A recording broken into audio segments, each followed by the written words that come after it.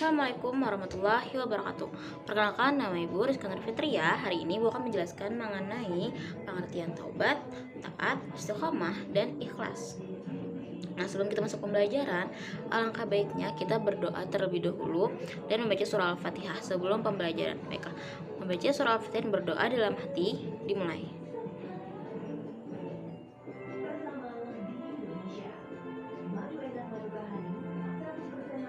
Berdoa selesai. Nah, sebelum kita masuk pembelajaran nih, Ibu mau absen dulu. Baiklah, Ibu akan absen. Reni Andini hadir. Mana Reni Andini? Ya, Reni Andini hadir.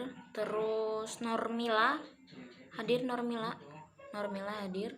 Rauswantiana hadir. Baik, hadir Rauswantiana. Kemudian Nidaul Khairiyah hadir. Kemudian Nurmila, ini Nurmila ya, tadi Normila, ini Nurmila hadir. Kemudian Ahmad Rifki Fadila hadir. Gak ada ya Ahmad Rifki Fadila ya? Apa katanya? Sakit Ahmad Rifki Fadila. Kemudian ada Windy Selita hadir. Kemudian ada Rusita. Muhammad Rida Fahriza hadir. Siti Anissa Soleha hadir. Kemudian Ahmad Nur Hudari hadir juga.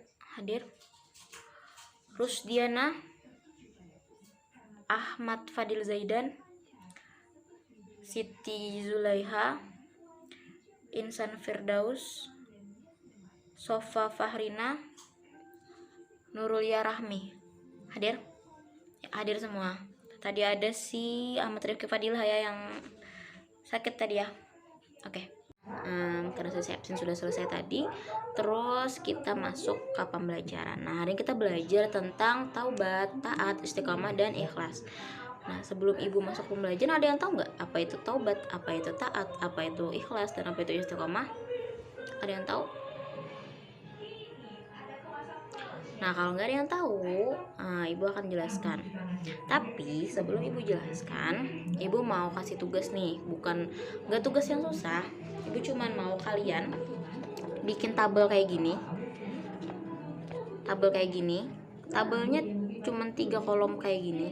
Nanti tiap subbab yang Ibu jelaskan, kalian di subbab terakhir, misalkan Ibu jelasin tentang taubat nih, ntar di bawah waktu kita mau lanjut ke subbab kedua, maksudnya kayak saat kita mau masuk ke subbab taat, nanti Ibu akan kasih kalian ini. Misalkan untuk taubat, apakah berjanji untuk tidak mengulangi perilaku tercela seperti berbohong, termasuk sikap yang mencerminkan taubat. Nah, itu kan nanti kalian tulis di sini, kalian bikin tabelnya kayak gini dulu, terus kalian tulis, nanti kalian contreng tuh apakah benar atau salah ya. Bikin kayak gini tabelnya, gampang kok. Nanti setelah Ibu jelaskan mengenai taubat, mengenai taat, mengenai istiqomah, dan mengenai ikhlas, nanti akan Ibu sebutkan contoh sikapnya. Nah, setelah kalian menuliskan contoh sikap, kalian tulis apakah itu benar atau salah sikapnya, oke? Baiklah, untuk contoh tabelnya dan untuk Ibu kasih waktu 5 menit untuk kalian bikin tabel ini. Dan ini dia contohnya. Setelah Ibu kasih fotonya, langsung dibikin ya tabelnya. Baiklah, ini dia fotonya.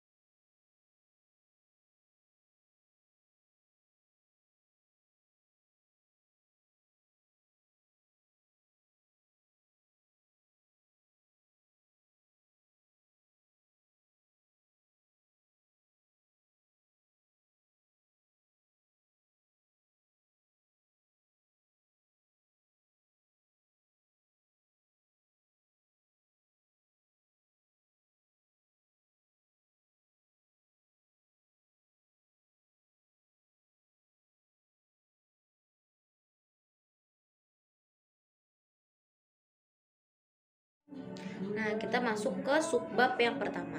Subbab yang pertama yaitu adalah taubat. Nah, apa sih itu taubat? Taubat secara bahasa berarti kembali. Secara istilah, taubat berarti kembali ke jalan yang benar dengan didasari keinginan yang kuat dalam hati untuk tidak kembali melakukan dosa-dosa yang pernah dilakukan sebelumnya. Nah, jadi taubat adalah ketika kita menyesali suatu perbuatan tercela yang kita lakukan dan kita berjanji untuk tidak mengulangi perbuatan tersebut. Nah, dalam sebuah hadis disebutkan an Anas qala Rasulullah sallallahu alaihi wasallam kullu bani Adam khata'u wa khairul khata'ina taubuna. Nah, dari Anas dia berkata Rasulullah sallallahu alaihi wasallam bersabda, semua bani Adam pernah melakukan kesalahan dan sebaik-baik orang yang salah adalah yang segera bertaubat. Hadis riwayat Ibnu Majah dari Anas. Nah, jadi semua manusia itu pasti tempatnya salah dan hilaf. Tapi sebaik-baiknya orang adalah sebaik-baik orang yang segera bertaubat dan menyadari bahwa dia melakukan kesalahan. Nah, lalu ada jenis dan syarat taubat. Jenis dan syarat taubat itu terbagi menjadi dua, yaitu taubat menyangkut dosa terhadap Allah dan taubat menyangkut dosa terhadap manusia. Nah, Imam Nawawi mengatakan bahwa ada 3 syarat dalam melaksanakan taubat yang wajib dilakukan oleh setiap muslim atas dosa yang dilakukan apabila maksud itu diantara manusia dengan Allah dan tidak berhubungan dengan hak sesama manusia atau hakul adami. Maka ada 3 syarat. Yang pertama adalah meninggalkan perilaku dosa itu sendiri. Yang kedua, menyesali perbuatan maksiat yang telah dilakukan. Dan yang ketiga adalah berniat tidak melakukan lagi selamanya. Nah, apabila tidak terpenuhi ketiga syarat di atas, maka tidak sah taubatnya. Nah, itu adalah jenis dan syarat taubat menyangkut dosa terhadap Allah.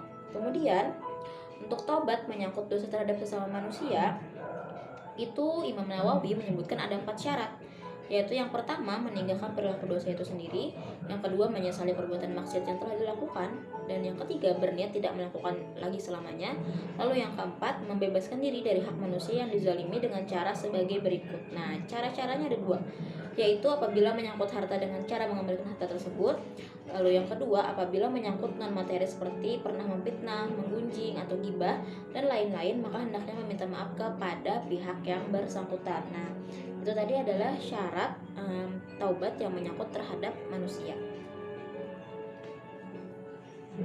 Nah, lalu ada dampak positif perilaku bertaubat. Dampak positifnya bagi pelakunya sendiri dan bagi orang lain. Bagi pelakunya sendiri adalah yaitu memperoleh semangat dan gairah hidup baru karena Allah berkenan menerima taubatnya. Lalu dapat memperoleh kembali jalan yang benar setelah menempuh jalan yang sesat.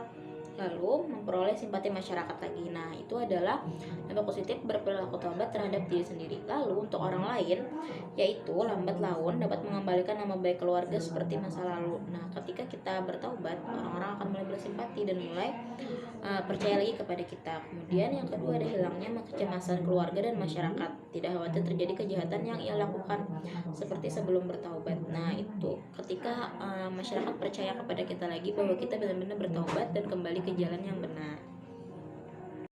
Nah, lalu ada perilaku membiasakan diri dalam bertaubat.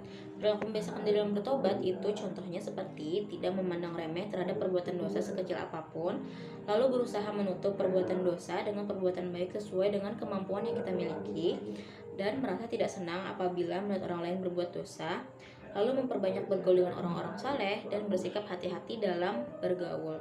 Nah, itu tadi adalah perilaku membiasakan diri dalam bertobat. Nah, sekarang kalian tulis di tabel kalian contoh dari contoh sikap yang akan ibu sebutkan ini, apakah itu termasuk ke dalam sikap taubat atau bukan ya. Nah, ketika ada seorang yang pemabuk, kemudian orang tersebut sadar dan berjanji untuk tidak mabuk-mabukan lagi, berjanji untuk memperbaiki diri dan kembali ke jalan Allah, ke jalan yang benar, apakah itu termasuk ke dalam perbuatan taubat atau sikap taubat? Ya, silahkan ditulis dulu ke dalam tabelnya. Oke, sudah. Nah, kalau sudah, kalian tinggal conteng apakah itu termasuk ke dalam tabel yang benar atau yang salah. Oke? Sudah Ibu jelaskan tadi ya? Baik. Nah, baiklah, kita masuk ke subbab kedua, yaitu taat. Taat menurut bahasa berarti tunduk, patuh, dan setia. Menurut istilah, taat bisa diartikan tunduk dan patuh terhadap segala perintah dan aturan yang berlaku. Taat kepada Allah berarti patuh kepada perintah dan aturan-aturan yang dibuat oleh Allah dalam segala hal, baik aturan itu berhubungan dengan ibadah kepadanya maupun aturan yang berhubungan dengan berinteraksi dengan sesama makhluk dan manusia lainnya. Jadi, perbuatan taat adalah ketika kita menaati aturan dan perintah yang Allah buat terhadap kita untuk beribadah kepadanya maupun kepada sesama makhluk, atau saat kita berinteraksi sosial, entah itu kepada makhluk, entah itu kepada manusia ataupun makhluk yang ada di alam semesta. Nah, Allah Ta'ala berfirman dalam surah An-Nisa ayat 59 yang artinya, hai orang-orang beriman, taatilah Allah dan taatilah Rasulnya dan ulil amri di antara kamu. Kemudian, jika kamu berlainan pendapat tentang sesuatu, maka kembalikanlah ia kepada Allah, Al-Quran dan Rasul, sunnahnya. Jika kamu benar-benar beriman kepada Allah dan hari kemudian, yang demikian itu lebih utama bagimu dan lebih baik akibatnya. Nah, dari ayat yang ibu sebutkan tadi, maka bisa kita simpulkan kepada siapa saja kita harus taat, yaitu pertama kepada Allah Subhanahu Wa Taala, lalu kepada Rasulnya Nabi Muhammad SAW, dan kepada ulil amri. Nah, taat kepada Allah itu adalah kewajiban yang utama bagi kita para muslim. Sebagaimana ayat yang ibu sebutkan tadi, kalimat perintah untuk taat yang pertama adalah kepada Allah Subhanahu Wa Taala. Ketaatan kepada Allah ini sifatnya mutlak, tanpa ada keraguan dan tidak ada tawar-menawar dalam segala aspek kehidupan. Kemudian taat kepada Rasulnya Nabi Muhammad SAW. Nah, ketaatan ini pun mutlak, sebagaimana ketaatan kepada Allah. Ini berarti taat kepada Rasul berarti taat kepada Allah. Demikian juga sebaliknya, tidak taat kepada Rasul berarti tidak taat kepada Allah. Karena ayat di atas ayat yang ibu jelaskan tadi telah jelas memberitahu bahwa perintah kepada Rasul adalah wajib. Hal ini terbukti dari redaksi ayat yang mengulang kata taatilah dan perintah taat yang kedua. Rasulullah telah bersabda dari Abu Hurairah dari Rasulullah SAW bahwa beliau bersabda, barang siapa mentaatiku, sungguh dia telah mentaati Allah. Barang siapa bermaksiat kepadaku, maka dia telah bermaksiat kepada Allah. Hadis riwayat Muslim. Nah, lalu yang ketiga adalah taat kepada ulil amri atau pemerintah. Nah, ketaatan ketiga ini tidaklah mutlak, tetapi mempunyai syarat, yaitu selama pemimpin tersebut berpegang kepada kitab Allah dan Rasulnya. Menurut Profesor Dr. Quraisy Shihab, pada kata ulil amri dalam ayat yang ibu sebutkan tadi tidak didahulukan kata taatilah. Ini menunjukkan bahwa ketaatan kepada ulil amri tidak berdiri sendiri, tetapi berkaitan atau bersyarat dengan ketaatan kepada Allah dan Rasulnya.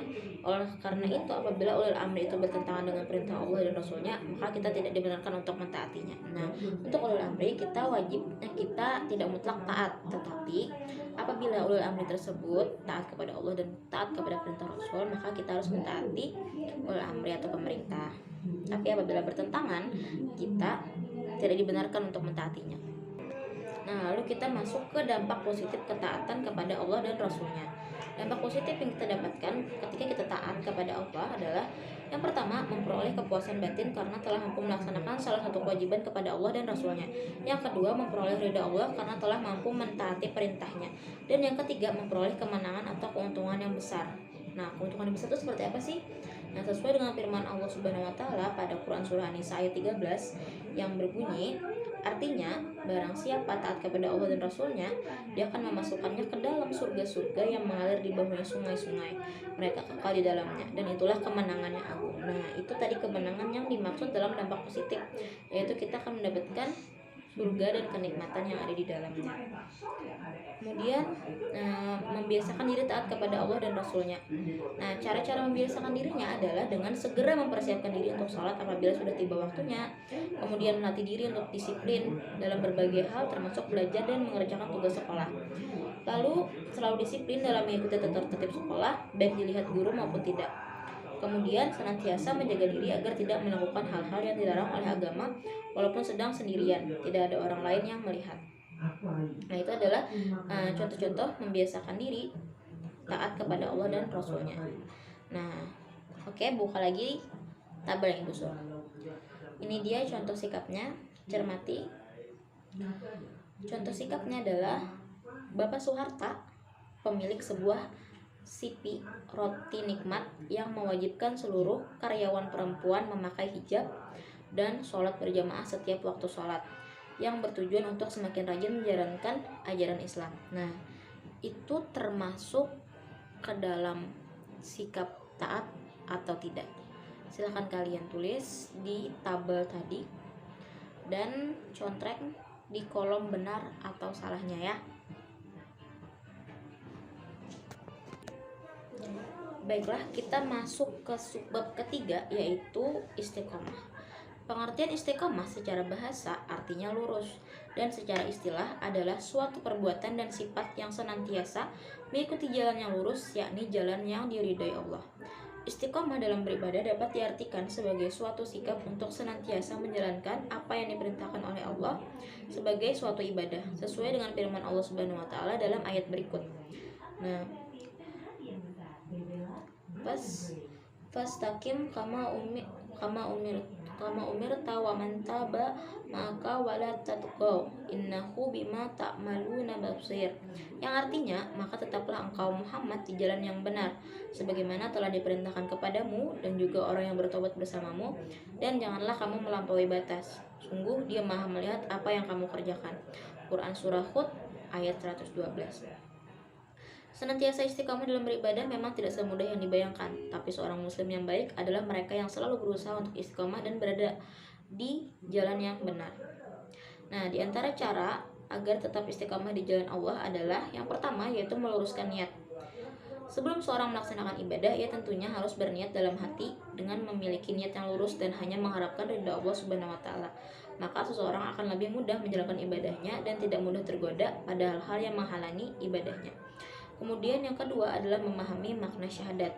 Seorang muslim tentunya mengetahui dan mengenal dua kalimat syahadat, tapi tidak semua orang mengetahui makna sebenarnya dari dua kalimat syahadat. Untuk bisa istiqomah dalam beribadah, maka seorang muslim harus bisa memaknai arti syahadat dan mengetahui bahwa dengan mengucapkan syahadat, ia memiliki kewajiban sebagai seorang muslim termasuk dalam beribadah. Kemudian yang ketiga adalah memperbanyak bacaan Al-Quran. Membaca Al-Quran setiap hari secara rutin adalah salah satu cara untuk mendekatkan diri pada Allah dan membantu seorang muslim untuk lebih istiqomah beribadah di jalan Allah. Kemudian yang keempat adalah meningkatkan kualitas ibadah sedikit demi sedikit. Nah, mungkin bagi seorang muslim, beribadah terus-menerus sepanjang hari dan terus beribadah dengan kualitas yang lebih baik tidak begitu mudah. Akan tetapi hal ini tetap dapat dilakukan untuk menjaga istiqomah dalam beribadah. Misalkan nih untuk zikir misalkan kita mulai dalam hari ini, mulai dari 100 dulu nih, besok nanti 200, besoknya 300, besoknya 400. Lama-lama jumlahnya akan makin besar dan kita akan terbiasa untuk senantiasa berzikir. Nah, itu contohnya meningkatkan kualitas ibadah. Kemudian bergaul dengan orang-orang yang soleh. Ketika kita bergaul dengan orang-orang soleh, maka kita akan terbiasa juga dengan kebiasaan orang-orang soleh tersebut.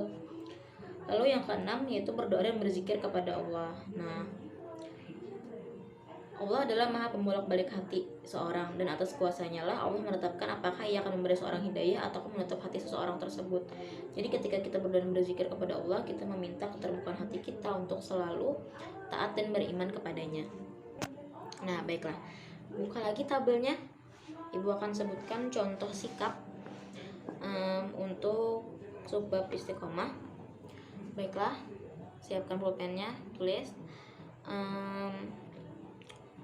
An-Nisa awalnya tidak berjilbab, kemudian memakai jilbab, tetapi dia masih sering melepas jilbabnya.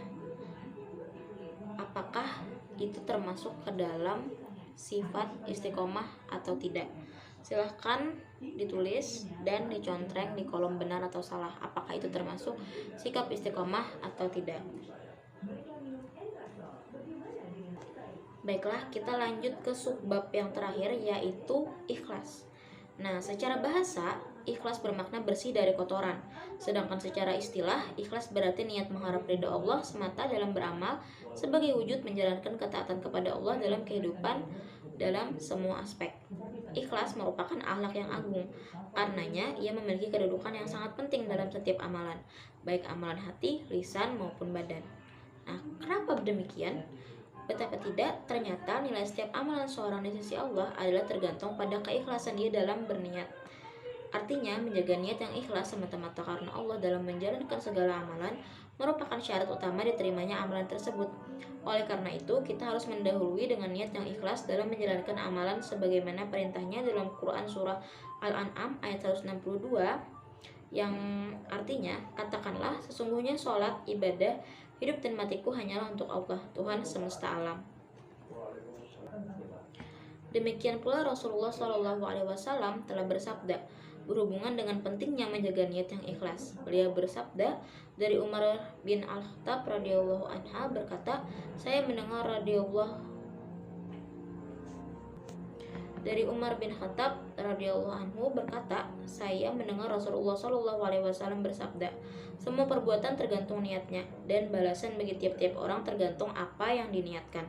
Barang siapa niat hijrahnya karena dunia yang ingin digapainya atau karena seorang perempuan yang ingin dinikahinya, maka hijrahnya adalah kepada apa yang dia niatkan. Hadis riwayat Bukhari. Jadi, ikhlas itu ketika kita meniatkan sesuatu adalah untuk keridaan Allah Subhanahu wa taala. Nah, apabila niatnya tidak karena Allah, maka itu tidak bisa disebut dengan ikhlas. Apalagi ada satu tujuan tertentu. Nah, itu tidak ikhlas. Artinya kita melakukan suatu ibadah itu karena ada tujuan, bukan karena ridha Allah. Itu tidak termasuk ikhlas. Nah, demikianlah betapa niat yang ikhlas memegang peran yang penting dan utama dalam setiap amalan. Semoga Allah senantiasa memberi kita kekuatan untuk menjaga keikhlasan dalam berniat sehingga kita termasuk golongan mukhlisin. Baik, siapkan lagi pulpennya. Ibu akan sebutkan contoh sikap dari subbab ikhlas yang Ibu jelaskan ini. Nah, baiklah, tulis ya. Dina bersedekah tetapi dengan tujuan untuk pamer kepada teman-temannya bahwa dia adalah seorang yang berada, atau bahwa dia anak dari orang.